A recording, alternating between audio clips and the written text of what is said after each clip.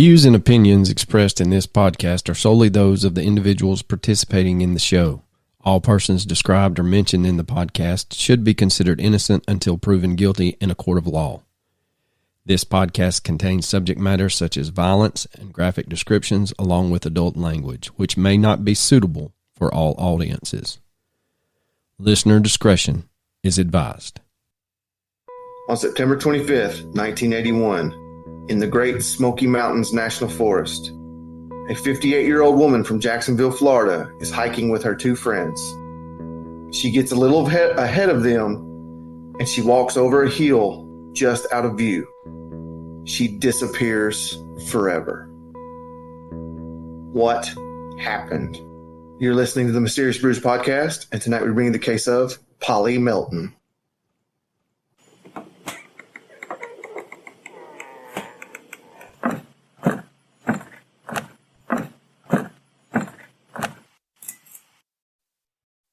Thelma Pauline Melton, Great Smoky Mountains National Park.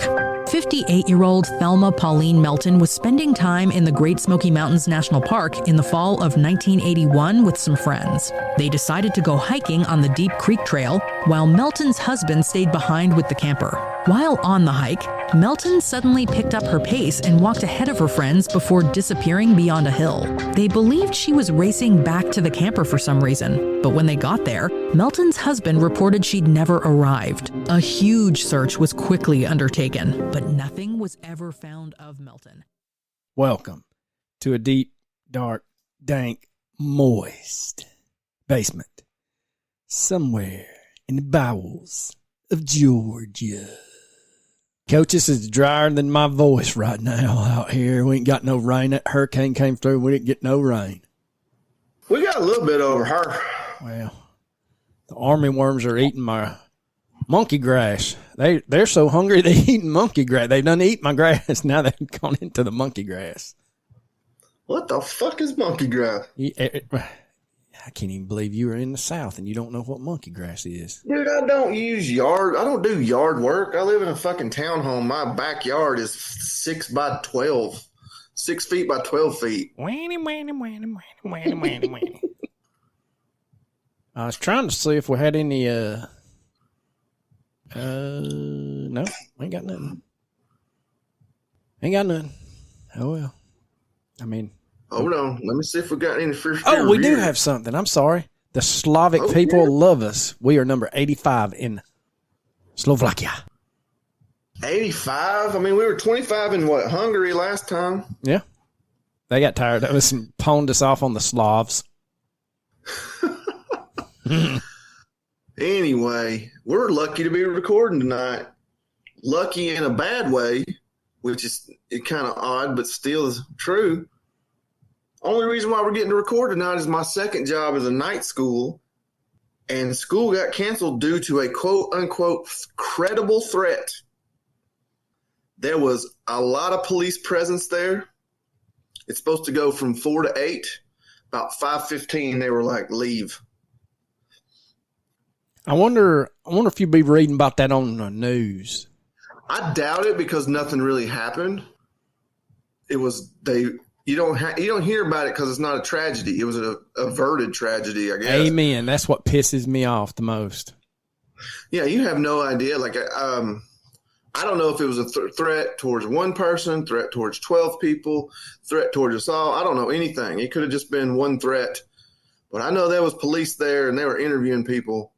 Well, you saw there was a Florida town, I think. Basically, the sheriff come out and said that they have spent like $29,000 chasing down phone threats or something like that. And basically he was telling everybody it was one kid, like 11-year-old or something like that. And he's like, you're going to see him get perp walked and you're going to see his parents get perp walked because now somebody going to pay that $29,000 bill and it ain't going to be us. Well, I think he was pissed. Yeah. I'm tired of this. Yeah. That's what I was getting at. I think the other thing is he's going to use it as an example. If you're going to start calling in false alarms, they're going to prosecute your ass.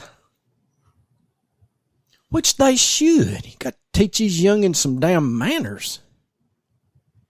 In the words of Mike Tyson, some of y'all have never been punched in the mouth, and it shows. Boy, I know I have. You ain't live to that lip I learned swells that up. shit. I had a neighbor who was like 15, 16 years old when I was like 11. And he had this friend that was really annoying. And so I liked to bug him. And he warned me like 3 times that he was going to punch me in the mouth. And I didn't believe him. And he punched me directly in the mouth. Guess who didn't bug him anymore? Yeah, that whole bullying thing kind of took care of itself back in the day. I mean, it was a pecking order for sure, but most of the time after it was over, y'all, we're square. We're square. We're square. All right. Well, let me tell you something about these threats, though, man. When about 2011, 2012, I get to school that I'm working at, and as soon as we walk in, me and another teacher walk in, there's somebody out right in front of the front office, and she's like, all teachers go to the library. And I'm like, well, I got morning duty. And she's like, it's covered. Go to the library. And I'm like, what? And so we go in there, and there's a ton of cops and one FBI agent. The FBI, bro. Only FBI agent I've ever seen in my life. Had the jacket on, just like you would, because it was pretty cold. He had the FBI jacket on. You know the one. If you ever seen the unsexy one that they all wear. Yeah, big FBI on the back. Yeah. Yeah. Well, some kid like told another kid, your brother's dead tomorrow. And that kid told one person, and she told the right person because they ran it up the ladder quick as shit. And they did an investigation, and they found this kid's something online, and it had the president's name on it. So the FBI took the fucking Criminal Minds jet and touched down. And sure enough, they did not a raid, but they waited for him to leave, and they caught him. And he had a bag full of guns coming to school. Damn. A bag full. That's what the words they said. A bag full. I don't know how many a bag full is. I don't know if it's a little book bag. I don't know if it's a hockey bag. I can tell you this, it's more than 2. Yeah, if they say a bag full, it's more than 2. You're damn right about that. And at the end of the little meeting, the FBI agent basically points at us, and he was like, you will never know how close you came to it being a complete disaster, tragedy, whatever. And it never made the news. Never. And they don't, and it's just stupid. But anyway. And they're telling me this at 7:30 in the morning. It's like, well, let's go teach economics. Yeah, let's go get some GDP. Let's go teach about inferior goods and supply and demand. These fucking kids need to know. They didn't tell the kids, man. No, I wouldn't have either. I understand that part. I wouldn't either, but yeah, that's crazy. Yeah. And as far as I know, I don't know for sure, but I know that kid got some years. He got some years.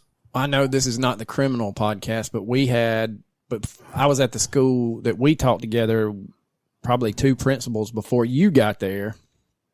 And we had a board member's son calling in bomb threats one year. He called in 6. The only way they got him is they traced the number to a payphone. That's how long ago it was. Yeah, I was about to say, that's a while. And the gas station he was using was right down from his house, and caught his car with his tag number right square in the frame, and him walking in the store to get some chalky milk. Wow. Chalky milk got him. Yeah, he served some time. He's a nice one. He's a nice one. But anyway, all right. So enough of the Criminal Minds podcast. Let's get into a crazy disappearance. In the Great Smoky Mountains. Yeah, I just got back pretty much a week and a half ago. I just got back from the Great Smoky Mountains in Gatlinburg. Is it Gatlinburg official? Yeah, it's Gatlinburg official. Bro. Gatlinburg official, man. You look at her profile pic, brother. That's right down in the heart of Pigeon Forge. Did you get you some apple donuts at the Apple Barn? She's from Alabama. They don't really have those type of traditions, but by gosh, if you live in Northwest Georgia, you are not official until you're Pigeon Forge official. That's right. And so we are now Pigeon Forge official. We went up there for my birthday. I had a great time. I'm going to tell you a funny story. I don't know if I can't say what her hat said because her mom sometimes listens to the podcast. And by the way, her mom listens to the podcast, so we need to try to clean up our language a little bit. My mother listens to it, and she just tells me I need to calm down. Hey, I'm just saying there's certain words that take a certain person's name in vain that you don't need to say. You said it last week. Yeah, you're right. Ago. I did. I got on one a couple weeks ago. Yeah, you did. And I was like, man, you need to watch that language. Anyway, we went to my favorite restaurant called Dick's Last Resort, and she hated it. Really? But, well, it's just not her scene, man. If you know Dick's Last Resort, they're yeah, it's crude. full. I was going to say it's full of smartasses. They're rude. They're crude. I think it's hilarious. Yeah. But she went there because it's my birthday, and by golly, she's going to make it a good weekend, and she did. It was great. But I like what they do. If you don't know the concept, is the waiters and waitresses, servers rather, are very rude to you. They'll throw napkins at you. They just try to disrespect you in a funny way. Well, they also make you wear these hats, or they won't serve you food. And they put a hat on her, and I had my phone ready to take a picture, send to her mama. But this server put something so crude on her hat that I immediately put my phone away. And I was like, I can't send that.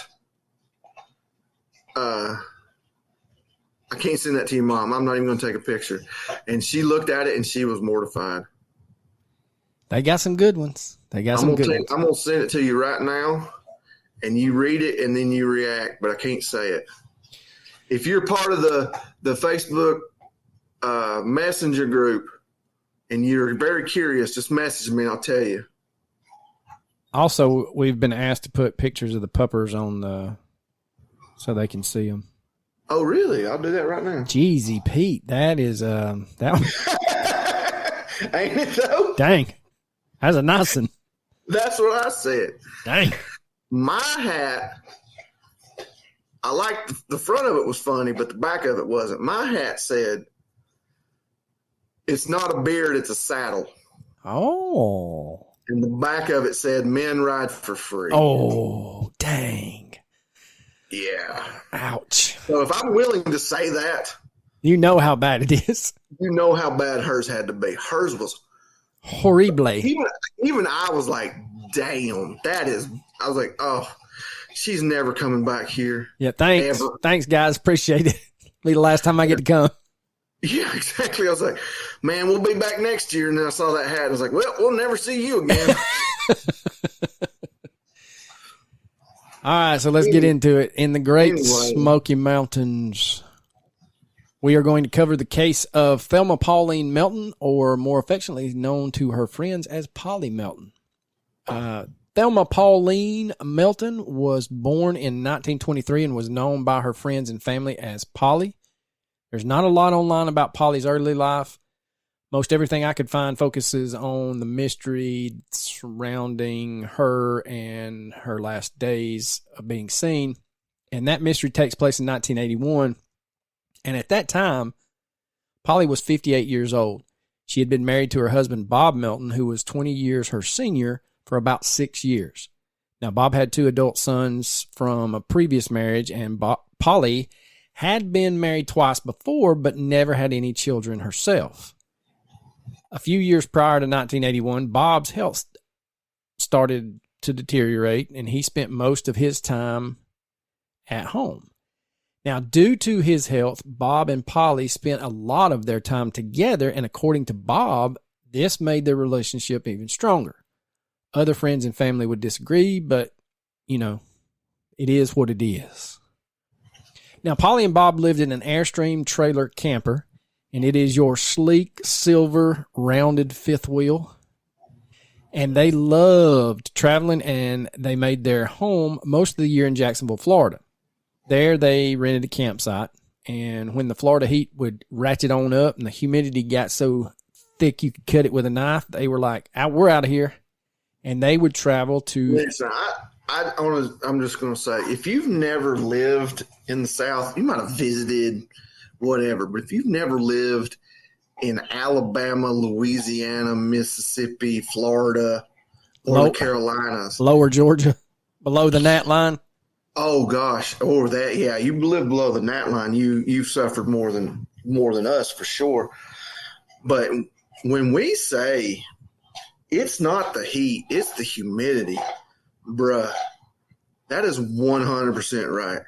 It is. Like, I have been to Las Vegas in 107 heat, but there was no real humidity, and it was like, I'm okay. I'm not really sweating. Yeah, I may die if I stay out here, but I'm not dying from sweat. I don't realize I'm dying. Yeah. In Georgia, if it's 90 with 90% humidity, beyond a shadow of a doubt, you're dying. Yes. And you want to. Like, what it's like living in the South in high heat, high humidity is like, imagine turning your air conditioner off in your house, taking a shower as hot as it can go, and then without drying off, putting your clothes back on. Amen. God, I can't tell you how many times. That is it. Yeah. My air conditioner's not working great right now, and we're too broke to fix it. So we're taking pretty cold showers, and you get out of the shower, and before you dry off and put your clothes on, you start sweating again. That humidity is miserable, man. It is cruel. Cruel is the only way to put it. And the only reason the South it gives you no break. No, it doesn't. And the only reason the South is populated is because of air conditioning. Oh man, the Great Migration. Once that AC got invented, I can't imagine living in the South before air conditioning was made. Well, I did when I was a kid because my grandparents didn't believe in it, but good God almighty. I'm talking Civil War era. No, hell, I died. That type of no air conditioning. No wonder they were grumpy. They were all mean. No electricity, no fan, nothing. And then you're going to try to breathe in that? Take your frock off, missus. We're going to have a child. And just can you imagine, whoo! You ain't wearing no bustle. That's why you ain't wearing a bustle. But could you imagine the stench? I don't mean to be crude, but I'm just saying that's the fact of reality that they had to go through. So when they got too hot and stanky down there, according to Coach, they said, to heck with it, we're going to Deep Creek Campground on the North Carolina side of the Great Smoky Mountain National Park. Nice transition. At least you didn't just change the subject like you normally do. You just let me say something, and you're like, and you just jump right back into your notes. Usually the pair would stay. Okay, never mind. This, no response, no reaction. You're just like, and she was left to die in the ditch. I just told a funny anecdote. Back to the horrible story. Yeah. Now, Bob and Polly would stay in the campsite during the fall of the year. There, they would enjoy the outdoors and meet up with friends. It had become a kind of a group trip each year, and it was a trip that Polly looked forward to the entire year. Now, she had been traveling to the Great Smoky Mountains pretty much every single year for about 20 years or so. When it came to Polly, Bob and their friends, they all lived very similar lifestyles. Everyone in the group was retired, and they vacationed in the area in the fall. The area where the campsite is located is actually in Bryson City, North Carolina, and Polly was a very active member of that community. I absolutely love Bryson City, North Carolina. I love Sylva, North Carolina.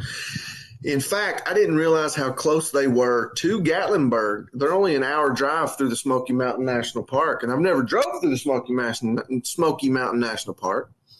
So now I'm planning a trip to go up to Pigeon Forge and Gatlinburg, stay a night. We're going to go through the Smoky Mountain National Park, and we're going to go to Cherokee and gamble my money away.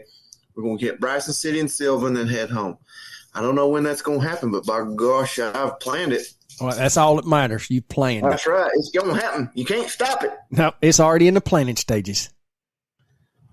Now, if you've never been to Sylva, North Carolina, the University of Western Carolina is there.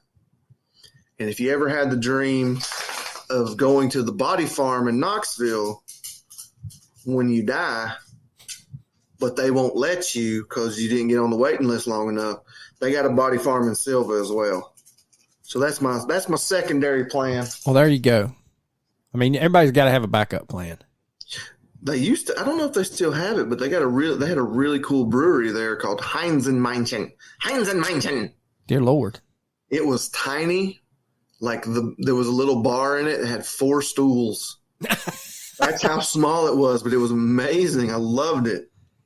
So many people living in that area knew who Polly was or knew of her. It was definitely a tight-knit little community and group of people staying at the campsite. And by tight-knit, I mean tight-knit. It was basically an unofficial members-only campground. No new people were allowed to join the campground unless everyone there agreed that they could. Basically, if a new person or a new family wanted to join the community, everybody would have a little meeting and would either agree or disagree if that person or that family could join the campground. Everyone was pretty close. Everyone got along with each other. And Polly had kind of made a little name for herself there. So on September 25th, 1981, Polly decided to do one of her most favorite things, which was hiking. Polly and her friends would pretty much go hiking every single day if the weather was nice. On this day, the weather was great, so that was their main plan for the day, was to go hiking. Polly was not in the best physical shape, and she liked to smoke. And when I mean smoke, she smoked about 2 packs of Virginia Slims every day. She also had some medical issues. These included high blood pressure, and she would get chronic nausea on a regular basis. I mean, severe nausea. Now, Polly took some medication for her ailments, and when you take a cursory glance at her health, you would not think that she would enjoy hiking, but she did. She definitely didn't go hiking on any of the more intense trails. She mostly stuck to the smaller, shorter, less hilly ones. All of the trails in the area were pretty much graded, so there was easier trails all the way up to the really hard double black diamonds. Polly stuck to the easier trails, and the one she usually liked going on the most was called Deep Creek Trail. It was a very easy trail, and she knew this trail like the back of her hand. Her hiking friend stated that she could have probably walked it blindfolded. She started her day off pretty much like any other day. She stuck to her usual routine, and nothing seemed out of the ordinary to her husband, minus one little thing. And that was that Polly did not attend serving food to the local senior citizens. This was something that she did almost every day while at the campground. This was not a dreaded task, and it didn't take her very long to help serve food. Also, she enjoyed doing it, but for some odd reason that is still unknown to this day, she decided against it. Polly went about her day like any other day. She began making a sauce for dinner that evening, and she took a quick nap. She then started getting ready to go hiking. Now, we have already covered that Polly knew this trail very well, but she never went hiking by herself. Normally, she went with other people. On the date in question of September 25th, 1981, she was going to go on a hike with 2 of her really good friends, and these are their names. I don't have last names, but they were Red and Trula. Polly's husband did not attend and usually didn't go hiking due to his age and his health conditions. It was just too hard for him to walk long distances, so like every other day that Polly went hiking, he stayed behind in the Airstream. Unlike me, I'm just too damn lazy. Like, my biggest fear is getting involved with a hiking family. Like, could you imagine going on vacation you don't go on vacation with like a let's sleep in, go to brunch, have some mimosas family. You end up with a 5 a.m. let's go hiking family. Oh, that's my nightmare. Now, when we were on vacation this year, me and my wife was walking a lot, so I would get up with her and we would just walk the beach. That's nothing compared to these people that like strap it on and do these ultra marathons and hike all over the country. Let me tell you, they're like a 1 degree incline makes a world of difference when it comes to walking. Amen. Like, we went one time. We went on a hike when I was married, my ex-wife and I. decided we were going to get in better shape, which is fine. We tried. We did pretty good. We walked this trail, and I promise you, walking into this trail, you could not even tell that there was a decline. It felt level ground, but we hiked in. We had to hike out, and we hiked 2 miles in, and all of a sudden we turned around to go back, and even if it's a decline that you can't even notice, when it turns into an incline, you notice it immediately. And it still registers as one of the top 5 happiest moments in my life when we finally saw the car. When we finally got done. I thought literally I was going to die, because that was back before I lost a lot of weight. I was a fat man. I was damn near 500 pounds. And 500 pounds on a 1 degree, 2 degree incline is like you're flirting with death. Yeah, you're right. When we finally saw that car, I felt joy that I have almost never felt before. You're like, I'm not going to perish. I almost cried. That's how happy I was. Like, I'm not joking. I'm not exaggerating in any capacity. When we finally saw that car after 2 miles of hell, a very slight incline, like any trail rating ever would rate it as like the easiest trail you could do, but it was like 1-2 degrees maybe incline, and dude, I was freaking dying. I was dying. Like I had to sit down several times. Like, we found a rock that was like just high enough for me to sit down and be able to get my fat ass back up. There you go. It was awful. Join us next week on Hiking Brews. So we can hiking. Well, there ain't no hiking brews. Fuck that. I ain't doing that podcast. I'll get tired even talking about it. Hell no. I ain't doing it. So Polly, Red, and Trula set out around 3 p.m. They were walking on their favorite little trail for just a short time, but Red and Trula noticed pretty quickly that Polly was walking a little slower than them. So, like good friends do, they started ribbing Polly a few times about how slow she was walking and how she needed to catch up. A little before 4 p.m., they started making their way back to the campground.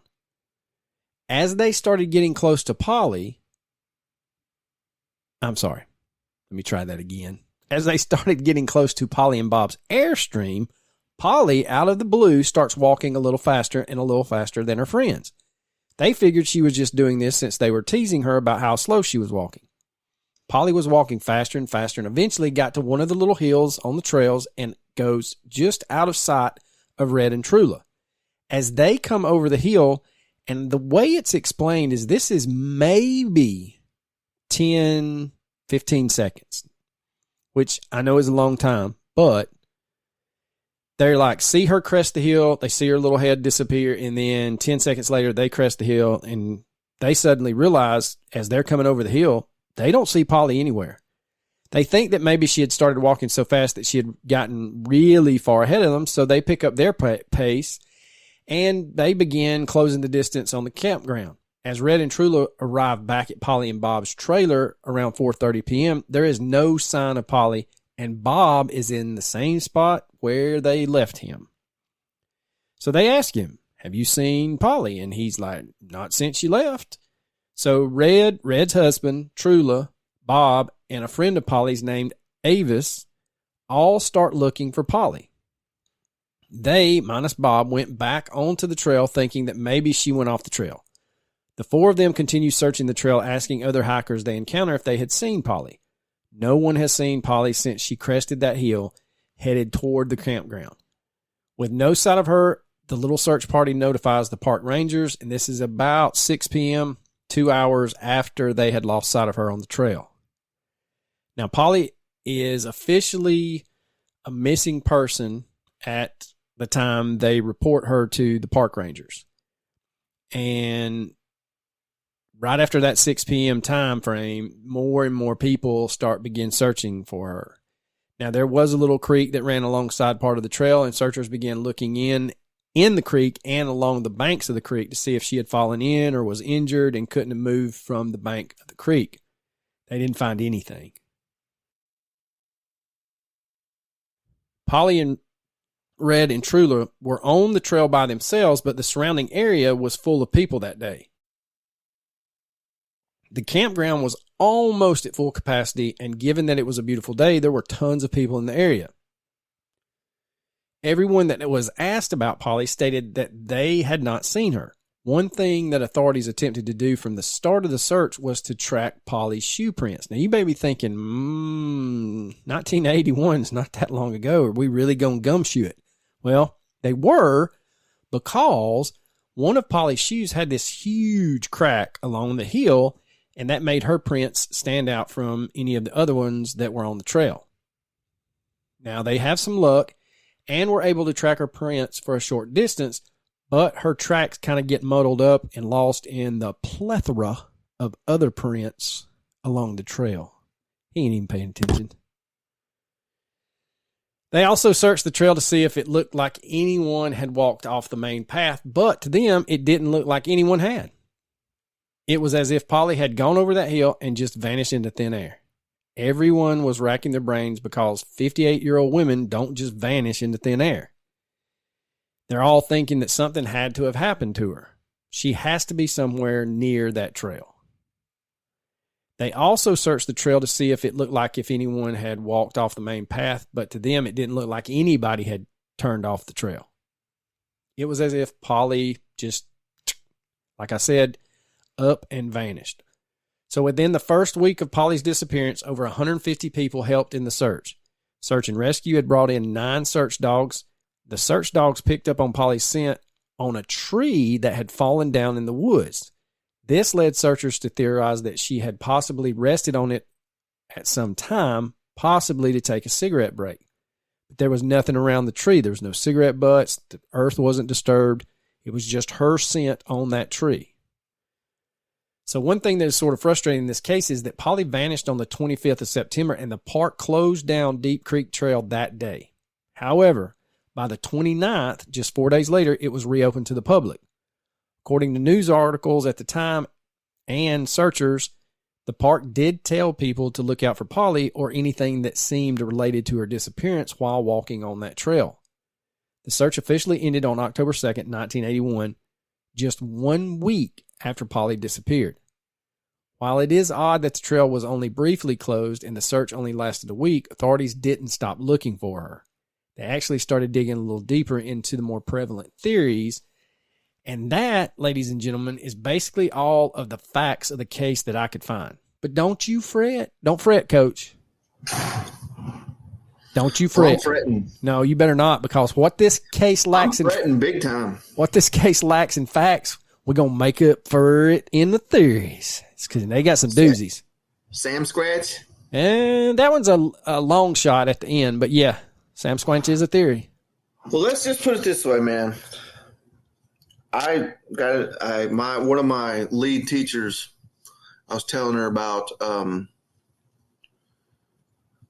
we were talking about Gatlinburg, and the first thing she said was, "Oh, did you see any feral people?"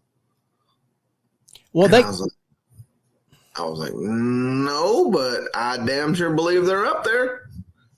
And this ain't far from Gatlinburg. It's like The Village up there. I swear to God it is. The M. Night Shyamalan movie. Oh, yeah. Except a lot more hairy and probably a less civilized. Yes, a lot less civilized from what I can gather. I believe, man. I sent you a video about a guy that quit being a park ranger up there. Yeah. Because he saw several of these feral people just staring at him. And he, like the second or maybe it was at least the second, it might have been the third time he encountered them. He said, "Deuces," and immediately quit. I was going to say, went back to being a police officer. There was another one that I saw from up there that basically he thought it was odd they were being trained to lock their vehicles up immediately, don't leave food out. And he's like, Jesus, I know there's bears, but good God, people, calm down. He went to check the trail for something, like somebody had reported something on the trail, and it was just near a parking area. So he was gone like 10 minutes up the trail, left his truck unlocked. He had his lunch in it, come back. There's a feral person in the cab just destroying the truck trying to get to the food. And then he was told never to talk about it. And he's like, you know what? I'm out of here. So back to the Polly Melton case. The first theory that authorities started looking into was the possibility that Polly had been kidnapped. Even though she was just a little bit ahead of her friends while they were hiking, Red and Trula felt like they would have definitely heard something if someone had tried to take her. They also felt that if they had not heard or saw anything, that someone else hiking would have. Also, you would think that there would have been signs of a struggle if someone attempted to kidnap her. But as we know, a weapon of any sort can make people a hell of a lot more compliant and a lot less noisy. So a lot of sources in this case make it seem that Polly was this enormous woman who was obese, and that it would have been almost impossible for one or two people to just take her. But according to her documented height and weight at the time of her disappearance, she stood 5'11" and she only weighed 170 to 180 pounds. Even in 1981 standards, that's not even close to being obese. No, not at all. Now, Polly was definitely not a very petite woman, but she was not obese in any sense. It would have been impossible for somebody to take her, or I'm sorry, it wouldn't have been impossible for someone to take her, but based on the fact that no one heard anything, there being no signs of a struggle, and no one saw anything, this theory is quickly discredited. There was a parking lot nearby, and at the time of her disappearance, there were about 50 cars parked there. Other people in the parking area, no one saw or heard anything.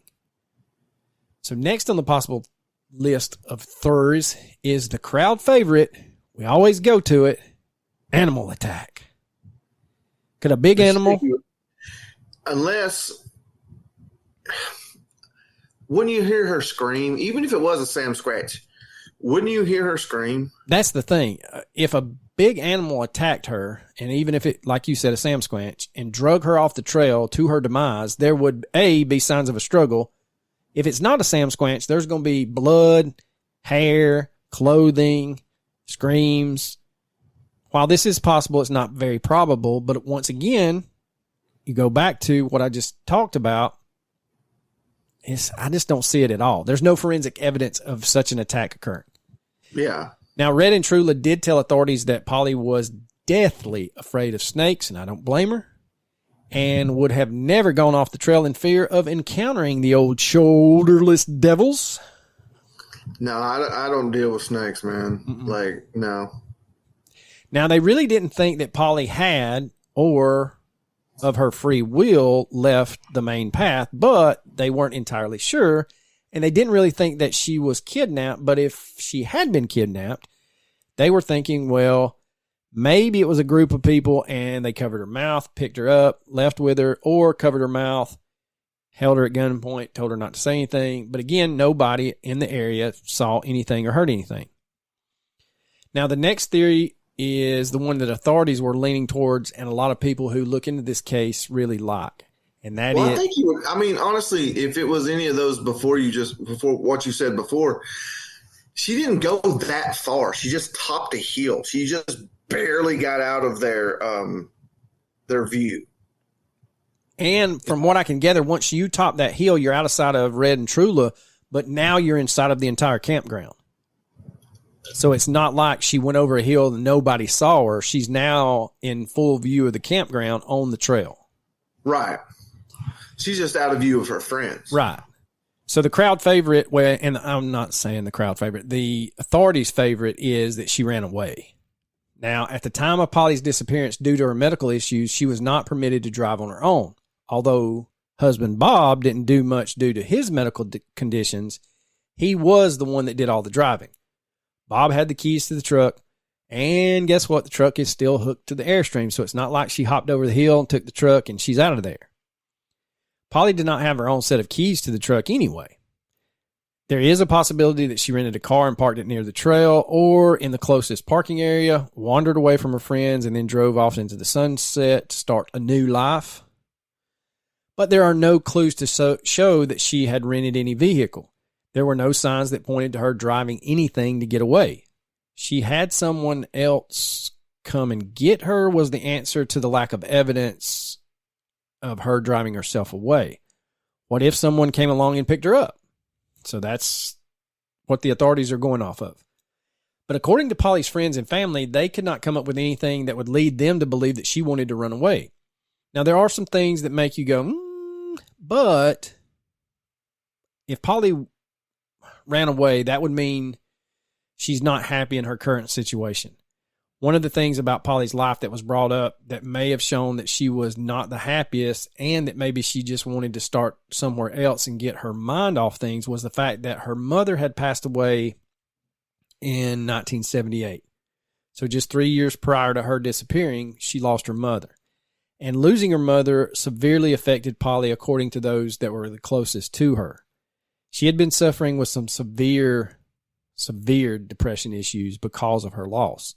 This was something that her minister allegedly told authorities, but he said that in 1981, her depression was a lot better. And to him, she seemed to be doing so much better mentally. As anyone who has struggled with depression knows, what we portray on the outside is not what's going on in the inside. With that said, everything that I found stated that Polly really was doing better. This was not the only thing that the minister told authorities, however. Allegedly, he told them that Polly had alluded to possibly being involved romantically with another man and that she felt very guilty about it.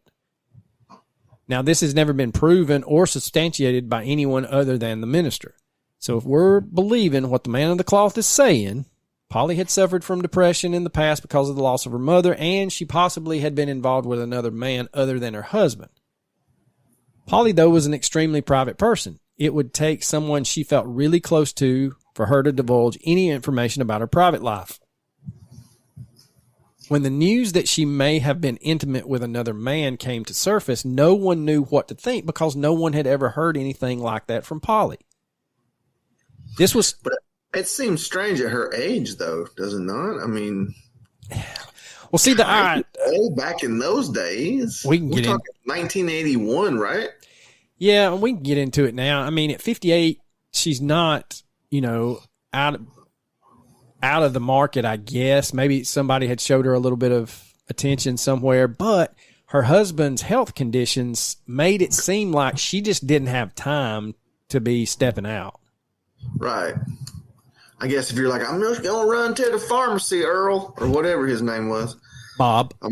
Bob. I'm just going to run to the pharmacy, Bob, real quick. Oh, it took longer. There was a long line. I don't know. It just seems like, to me, I don't know. I can't back this up with any factual information, but to me, 1981 and 58 doesn't seem like a type of person that's going to be stepping out. No, I agree with you. I'm just saying. Don't ask me to explain myself because I ain't gonna. But it just seems that way to me. So when it starts coming out that she might have stepped out, everybody's startled by the information. No one knows what to think. And when they are asked about this mystery man, basically everybody's like, we don't know who it could be, if that's even true. Still to this day, people don't know who this man could have been or rumored to have been. There's never been a man come forward and go, hey, I'm that guy. And this has led a lot of people to question whether the minister was telling the truth or not. Now, as time passed, there would be some more strange information come out from people who knew Polly. A supervisor who worked at the Presbyterian Nutritional Center that Polly volunteered at stated that Polly had never, ever used the center's phone in the 4 years she had been volunteering there while she was working. She never just walked over to the phone and used it. However, the day before Polly went missing, she did just that. The supervisor stated that on the 24th of September, while at the center, Polly asked to use the phone multiple times that day. Authorities were not able to trace the cause And from what I've read, they never found out who she might have even been phoning that day either. So Polly, in the 4 years that she had been working at this center, had never used the phone. Never, not once. But the day before she goes missing, she asked the supervisor to use the phone, and she does this multiple times, which leads you to believe more than 3. She would go over, call someone, not have... That's pretty suspicious, I'll have to admit. Yeah, and it's not... And the way they made it sound was that she would ask to use the phone, go over, use it.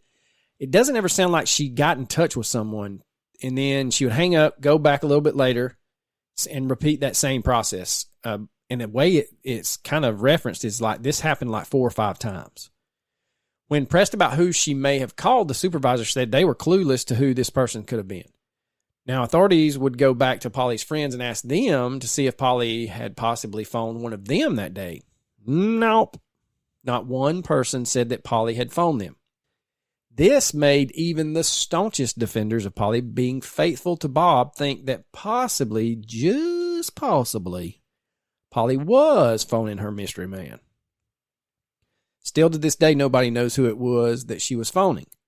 Was she phoning someone to come pick her up the next day at a certain location outside of the woods from where she was going hiking? We don't know if these random phone calls had anything to do with Polly's disappearance, but a lot of people lean toward the phone calls as definitely playing some part in her disappearance because it was so out of character, especially since the next day she disappears into thin air. Now, this supervisor was not finished dropping dimes either. They also stated that Polly always volunteered on Fridays. And if we take a gander at the old Gregorian calendar, we see that the 24th of September was a Thursday and the 25th was a Friday. That tends to happen. They tend to go back to back. Usually days follow each other. I'm just saying, in my experience. Some stellar research you've done. I'm just saying, in my experience, sometimes you wake up, you might have had some liquid refreshment or something, and you miss a day or two. I had a roommate one time in college. It was funny. He drank the way that no person should ever drink. He didn't do it often, but what he would do is he would go to the store and he would buy 2 half gallons of whiskey. And he would come home and he would get drunk and then he would go to bed. But then he would wake up, walk into the kitchen, pull out his not very well hidden bottles. He'd take one and he would chug it. I mean, chug it until he could not possibly chug anymore and then go right back to bed. Good Lord. And he would do this about every 8 hours or so. And one time he was working at a restaurant that this bar called Buster's we always went to, and he was the cook there. And I go to the bar to play trivia, and they're like, "Hey man, I'm going to call him Bob because I don't want to give his real name." They're like, "Hey man, where's Bob?" And I'm like, "I don't know." And they're like, "Well, he was supposed to work tonight." And I'm like, "Okay, not my problem." The next day, he wakes up sobering up, and he's like, I said, "Hey Bob, Buster's is looking for you." He said, "Fuck those guys. I'm not supposed to work till Wednesday." And I was like, "Bob, it's Thursday." And he was like, "Oh, fuck." So, yeah, you can lose a day or two if you're doing that. But most days, they come one after the other. Yeah, they usually follow each other. So the reason we bring this stellar research that Coach has performed to the front is because, according to the supervisor, when you left the center, it was routine that you always wrote down if you were going to be there the next day to volunteer. On the 24th, which was the Thursday, Polly did not write down that she would be helping the next day. So her not helping out at the center on Friday the 25th was something she planned for, not something she decided to back out of last minute. Remember, she told her husband Bob on the 25th that she was not going to help out at the center. This was not something that she just decided spur of the moment. She knew that day, before telling Bob of her plans, that she was not going to the center. Now, some people who have researched this case a lot better than I have theorized that on the 24th, she called someone multiple times from the center to come pick her up the next day on the 25th from the outskirts of the trail, and that was her escape plan the entire time. This was something she planned, and they point to the fact that she didn't write down on the 24th that she was coming to be helping out the next day on the 25th, because the 25th she was mentally preparing to leave for good. Now, this is just a theory that some people have put out there, but other than these strange factors and a few rumors about Polly having some secret love affair, there isn't any actual evidence that points to Polly just wanting to up and leave her old life behind. We know that Polly was very secretive. She kept a lot of things to herself, but not one single person, ne'er a friend nor a family member, nobody has ever come forward saying that Polly was so unhappy with her life that she talked about just wanting to run away. It was at this point that another theory in the case surfaced, which is a little bit darker and a hell of a lot more sad, and that is the theory of suicide. In 1979, Polly was taking Valium. Now, if you lived under a rock your whole life, or you are less than 30 years old, you probably don't know what Valium is. But it is a medication that has been around for quite some time, and it helps lessen the effects of anxiety, muscle spasms, and in some cases, even seizures. Problem with Valium is it's highly addictive. The problem with Valium is it's great. Yeah. Don't you dare. Don't you sully. I've had a Vicodin before, and I can tell you why Brett Favre got hooked on them some bitches. Let me tell you, it's like somebody that has drank more than their fair share of alcohol. I'm like so adverse to taking pills. Like, I don't even like taking ibuprofen. It's weird. It's weird. So weird. It's weird. It's weird. Basically, volume. Basically, when you turn the volume up, it gets louder. Basically, Valium just calms your body down. One of the side effects is that it can also make you extremely drowsy. No.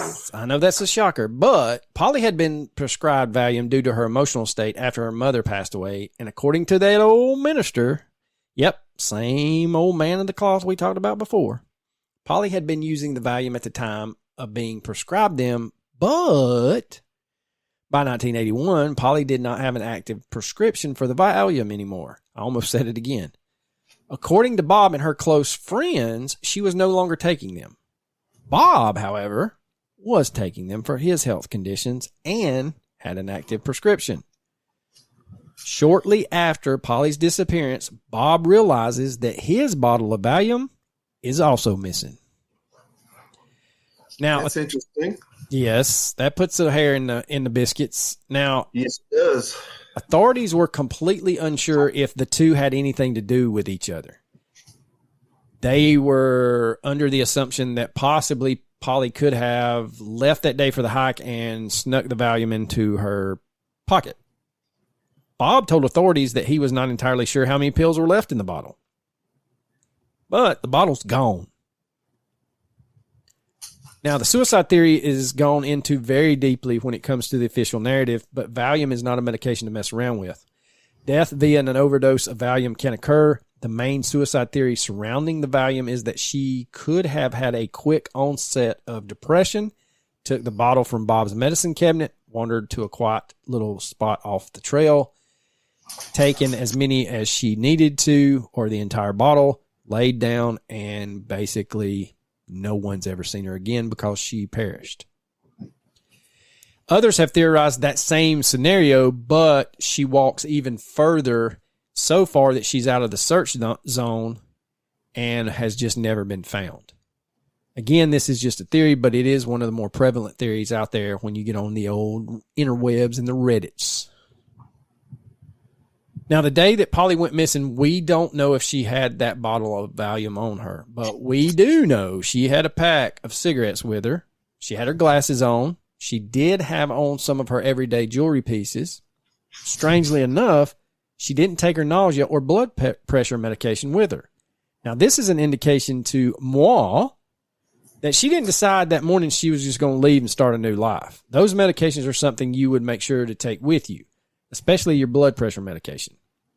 On the other hand, this would lead or lend credence to her taking the Valium as a means to take her own life, and she didn't take her nausea or blood pressure medication because she knew she wasn't going to need it again.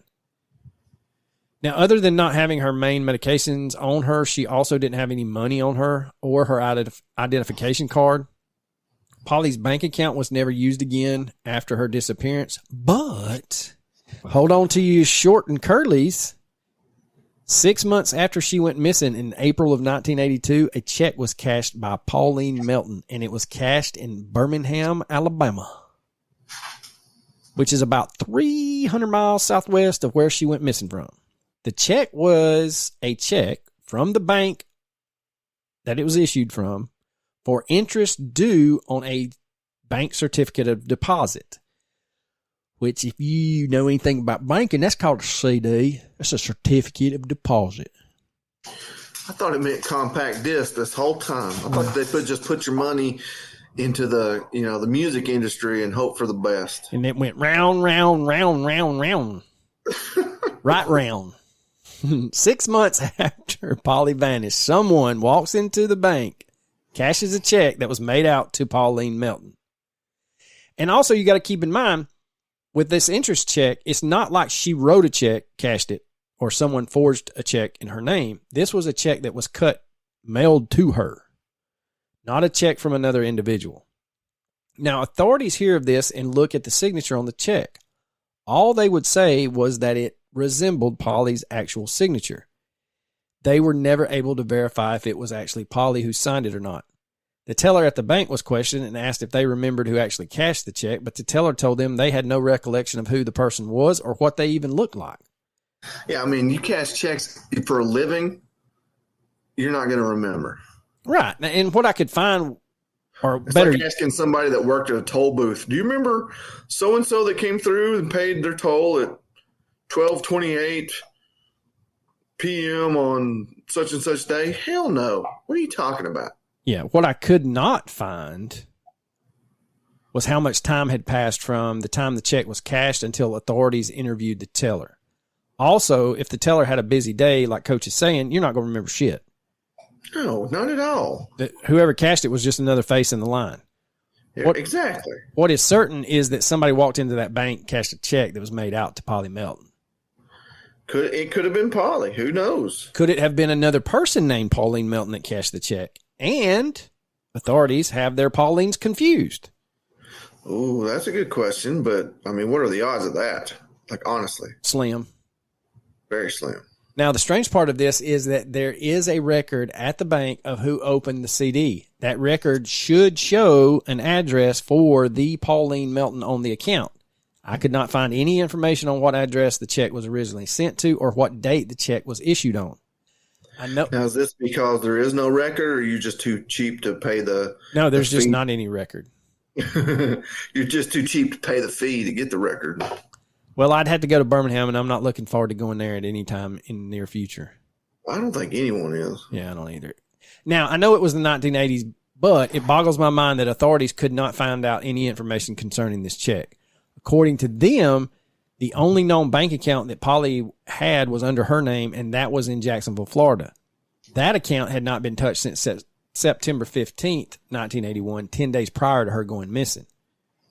The other question around the check is, did Polly have a connection to Alabama?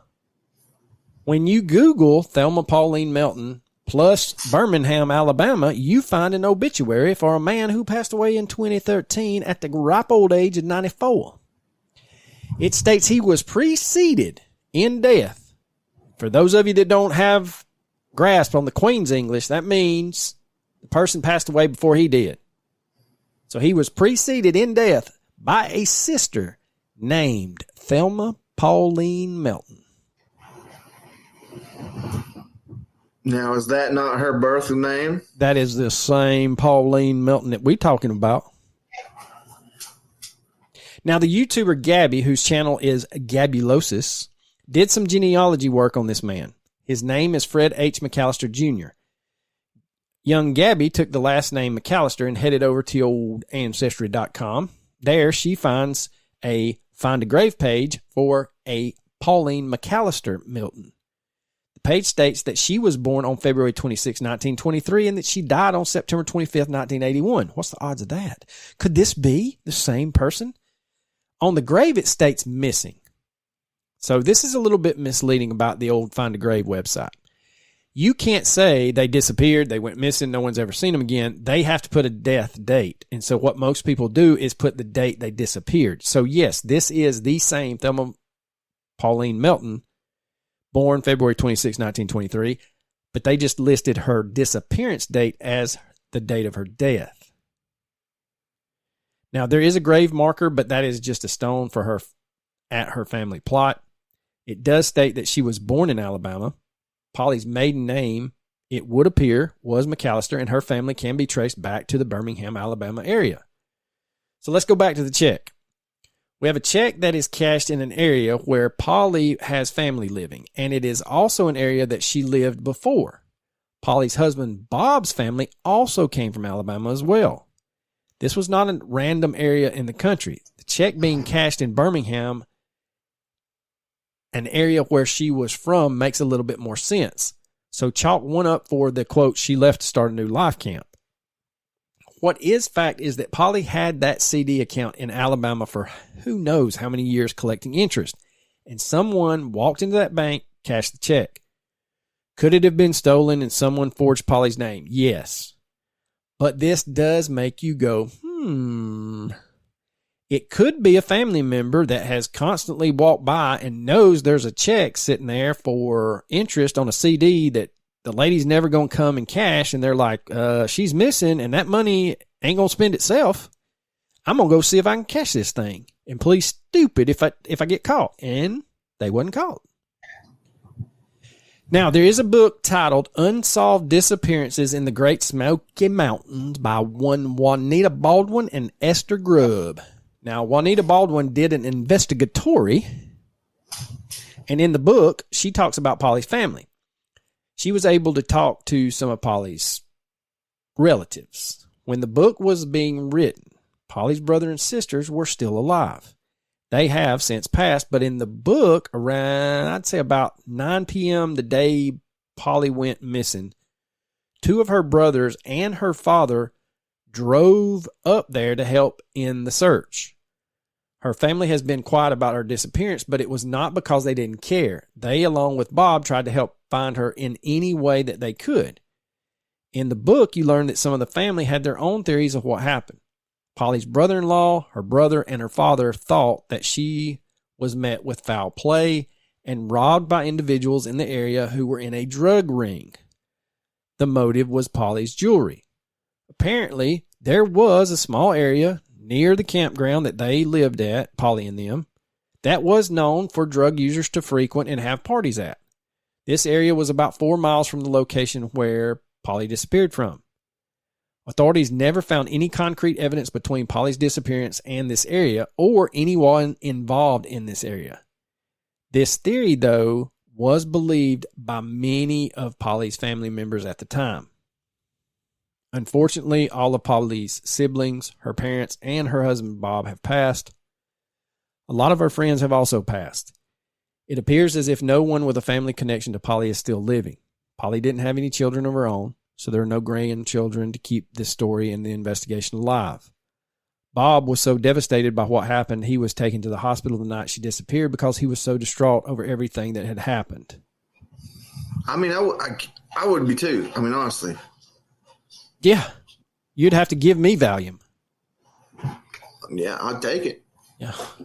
I'd take it from you. Not long after her disappearance, his health took a turn for the worse, and he was put into a nursing home in Florida. That's terrible, man. Yeah, in 1983, a $5,000 reward was posted for information that could help locate Polly. The nearby creek was searched, and it is a popular tubing destination in the area, but no one has seen anything related to her case. Now, a lot of tips have come in, but none of them ever led authorities to finding Polly or discerning what happened to her. Thelma Pauline Melton was known as Polly, was a Caucasian female, 5'11" tall, weighing approximately 170 to 180 pounds, with auburn hair and brown eyes, who vanished from the Great Smoky Mountain National Park at the age of 58 on September 25th, 1981. She was last seen wearing a white and pink sleeveless striped shirt, tan pants, tan shoes that were size 8.5, that had a cut in the sole of the left shoe. On her person at the time of her disappearance, she had a pack of Virginia Slim cigarettes, a diamond-studded white gold wristwatch, and her wedding ring. If you have any information regarding the disappearance of Thelma Pauline Melton, please contact the Tennessee Bureau of Investigation at 615-744-4000. I mean, it's been since 1981. There's no one going to come forward unless it's a deathbed confession. I don't think there's anybody coming forward at all. Unfortunately, I don't think this case will ever be solved. I mean, I agree with you 100%, but there's still an outside chance. Yeah, if they were in their 20s, if it was some druggie, let's just chase the drug addict or, tweaker. If they were in their 20s, let's just say 22 and 81, they're in their 60s, almost 70s now. Yeah, I don't know, man. Polly was staying on the North Carolina side of the Great Smoky Mountains, and you may be like yelling at your radio right now or your phone or whatever you listen to us on and being like, hey, dumbass, you said she was in North Carolina. Why are you giving us the Tennessee Bureau of Investigation? Well, the problem is that's who's in charge of in Tennessee, brother. That's who's in charge of the investigation is the TBI. Polly is classified as still missing and endangered. So we get to our theories. And wait. She was 58 years old in 1981. That's what I said. That would make her hold on. I'm 43. Oh, Jesus Christ. Here we go. So we're talking 100. She's over 100 years old. I realize that, but that's what they have her listed as. She's over 100 years old, and they still got her listed as missing and endangered.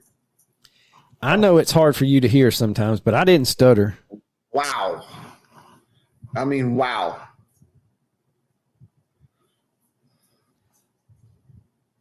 I don't know, man. There's just the check is the fly in the ointment. And I wish that the authorities, like you said, she would be over 100 years old, just dump the case file. I wish the authorities would say what they found out about the check.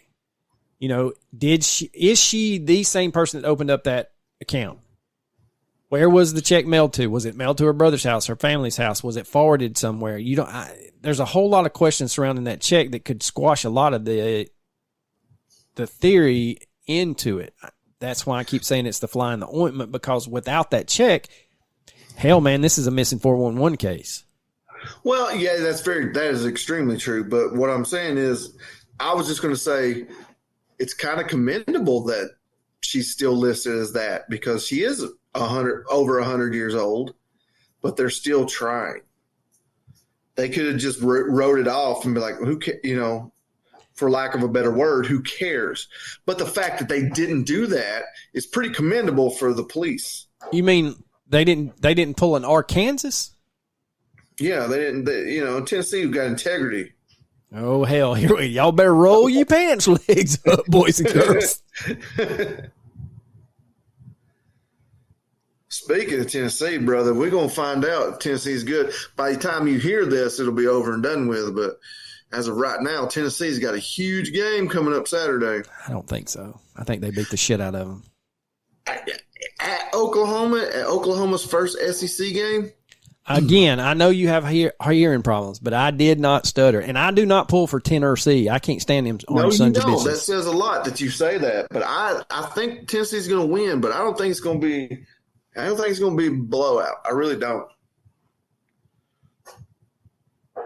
And I'm going to be in Alabama watching the game with a huge Alabama fan. I will say this, though. This is their first road test, and we saw what happens on your first road game in the SEC last Saturday. Yeah, Georgia was on the struggle bus against Kentucky. Well, and if anybody keeps up with that, they struggled the year before at Auburn. They struggled the year before that at Missouri. They just don't play worth a shit the first road game. Well, and that's true. And the fact that they really don't, except for the year before, last year, they really don't play good against Kentucky anyway. It's kind of like Tennessee versus Florida. Tennessee plays terrible against Florida. Yeah, they always have. I don't remember a Kentucky game that was just a lopsided victory in a long time. Except last year, it was like 51 to something. It was a blowout last year. Look it up. It was a blowout last year, but the 3 years before, it was not. No. The 2 years they won a national championship was not blowouts. No, they were not. They were good games. But anyway, all right, well, we can get into sports podcast later. All right, look here. We know we've been slacking on the Patreon exclusive stuff, and we do apologize, but we've got some actual it's been so damn busy. I've been so damn busy, man. It's not even funny. I'm trying to take over a Honda dealership in North Georgia because they're morons, but that's what I've been dealing with for 3.5 weeks. Well, let me know if you take over because I need a good deal on If I do, I'm firing every mother in that. I say you better not. You better not. I'll walk into the high schools around here. Anybody, daddy, a mechanic? I'm hiring. Come on. Oh, Chuck. I'm going to go ahead and say, Chuck, I posted a picture of my 3-legged Weimaraner wire hair mix. And Chuck, Johnny on the spot, said, is his third leg in Springfield, Ohio? And I'm going to leave it at that, boys and girls. Coach, you got a recommendation for us? I don't even know what the hell that means. Haitians. What? The Haitians. Oh, that is ridiculous. That is ridiculous. All right. Recommendations. Yes, I do, actually. I'm going to recommend Into the Fire, The Lost Daughter. It is streaming on Netflix. I'm not going to say anything else about it. You just need to watch it. It's amazing. All right. Explain this to me without giving it away. I'm not explaining shit. I just said I wasn't answering any questions. No, I don't believe you said that. I believe you said you wasn't going to say anything else about it. Just watch it yourself. Well, then don't ask me fucking questions. This has nothing to do with the fucking case, moron. Here you go. Okay. All right. Okay. How can they say she's the first person on the milk carton when we know damn well she wasn't? Was she the first girl? Because that's not how it was advertised. I just said I wasn't going to answer anything. Did I not? Listen, John Walsh. Who was the first one? Adam? Johnny Gosh, you dumb shit. We just covered him. I don't think so. I think he was motherfucker. There was a guy, there was a boy in New York. Josh was the second, you lying sack of shit. No, there was a boy in New York who was on a local milk carton up there. Johnny Gosh. Okay, so he was the first one, and then Johnny Gosh was the say it, you dumb fuck. Say it out loud so we can all hear you say it. Johnny Gosh was technically the second one, nationwide. First nationwide. The one in Baltimore. Correct. The best kind of correct. The one in the one in Brooklyn was just local to Brooklyn. Don't worry about that one. Let's talk about what number was Johnny Gosh? 2. Say it one more again. All right, so you still ain't said it. Why they keep saying that girl was the first one? One more again. You were right. I was wrong. But why is the girl listed as the first one? I want to hear it with some feeling. I gave you all the feeling you getting. You're making the vein on the top of my forehead poke out. I can see it. I really can. Oh my God, I really can.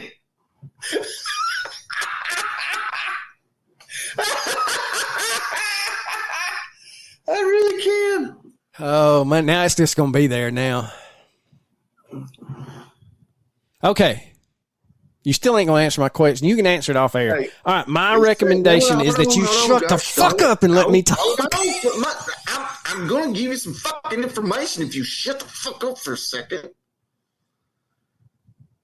The first person on the milk carton was a boy named Ethan Patz. P-A-T-Z. From fucking Brooklyn. Say it. Say it. I will say it because it still means I'm right, you dumb fuck. So, I don't know. Maybe you should sit there and shut the fuck up. Maybe that's what you should be doing. Whose white baby is that? Ain't no damn way that white baby's mine. Oh my God. If you don't know that, look that shit up. Who fucking white baby is that?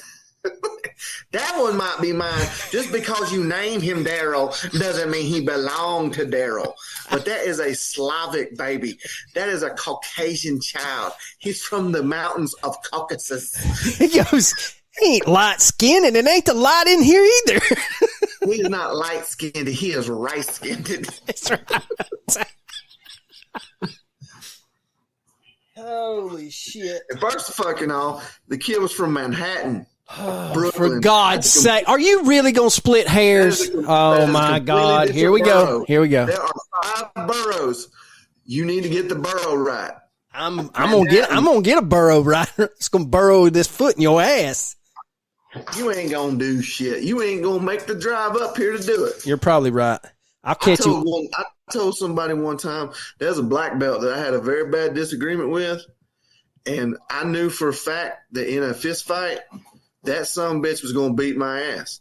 But sometimes you got to make your point, and you're gonna take an ass whooping if you got to. But I told him to his face. Well, no, I didn't. I told him over the phone. I said, look, you want to whoop my ass? You're going to make the drive.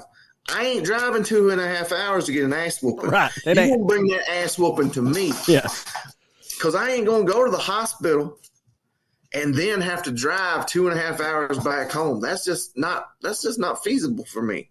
You come to me and I will go to the local hospital and I will get an Uber home. Well, I'm going to recommend that you look up the AP News website, apnews.com, and just type in Kentucky lawmaker recovering after driving a lawnmower into an empty swimming pool. Say that one more again. I'm sorry. Dog was making noise, so I muted everything. I said go to apnews.com and type in Kentucky lawmaker recovering after driving a lawnmower into an empty swimming pool. It's worth the Google. Oh, my gosh. Yeah. How drunk I've been drunk in my life, but I have never been drunk enough to drive a lawnmower into an empty swimming pool.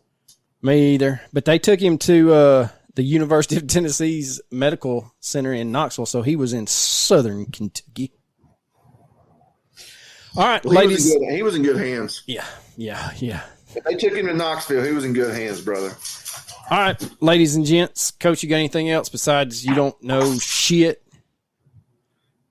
Fuck you. Deuces.